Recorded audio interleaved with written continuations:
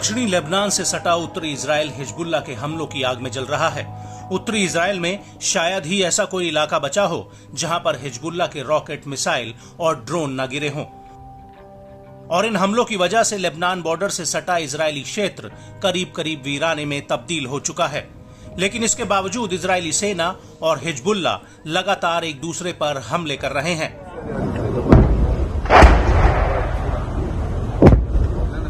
हालांकि आईडीएफ रक्षात्मक मोड में है, जबकि हिजबुल्लाह आक्रामक होकर हमले कर रहा है। हिजबुल्लाह के हमलों की वजह से इजरायली सेना को इस इलाके में बहुत बड़ा नुकसान हो रहा है।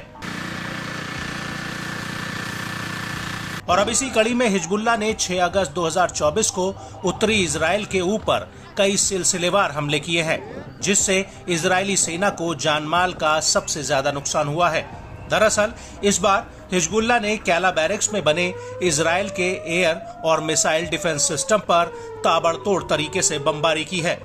साथ ही जारिद बैरक्स के पास अबू दाजा हिल और तालेत अल करंतीना में इजरायली सैनिक इकट्ठा हो रहे थे, जिन पर हिजबुल्लाह ने मौका पाते ही हमला कर दिया। हिजबुल्लाह का कहना है कि उसने कब्जे वाले कफार चौबा में भी रोइशत अल अलाम में आईडीएफ पर रॉकेट प्रोपेल्ड हथियारों से हमला किया है। हिजबुल्लाह का यह भी कहना है कि उसने अलमर्ज में भी गोला बारूद बरसाया है।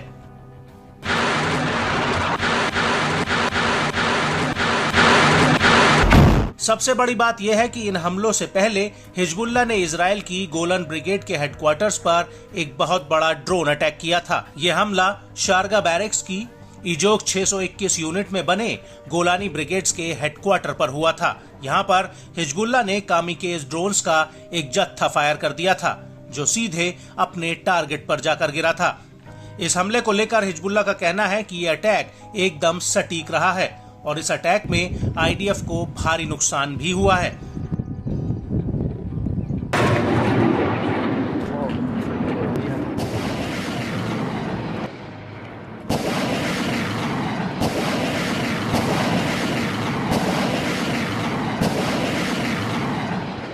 वहीं दूसरी तरफ इस हमले के अलावा रोइशत अल अलाम साइट पर हिजबुल्लाह ने इजराइल के बख्तरबंद वाहनों पर गाइडेड मिसाइलें भी दागी हैं।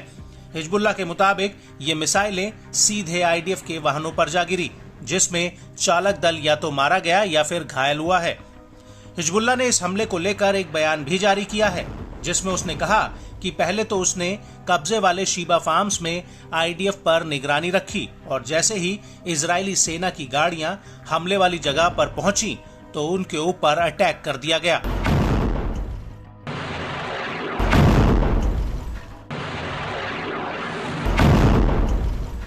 वहीं इजरायली सेना ने भी माना है कि पश्चिमी अल जलील में हुए ड्रोन हमले में उसके 6 जवान घायल हुए हैं।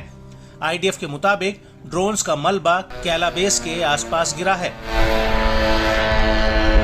वहीं इजरायली मीडिया का कहना है कि रूट नंबर 4 के पास दक्षिणी नहारिया में कुछ सेटलर्स भी घायल हुए हैं और इसी इलाके में इजरायली इंटरसेप्टर मिसाइलें आकर गिरी हैं। इजरायली मीडिया के मुताबिक इस घटना में कम से कम 19 लोग घायल हुए हैं और इनमें से एक व्यक्ति गंभीर रूप से घायल हुआ है।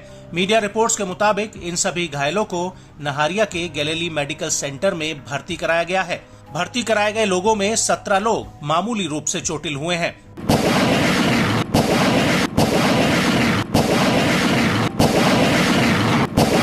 और बड़ी बात यह है कि अब आईडीएफ ने भी मान लिया है कि इजराइल की एक इंटरसेप्टर मिसाइल फेल होकर नीचे गिरी थी, जिससे यह इलाका प्रभावित हुआ है। वहीं हिजबुल्लाह के कई ड्रोन नहारिया और आर्मी बेस में जाकर फटे हैं, जिनसे भारी नुकसान हुआ है।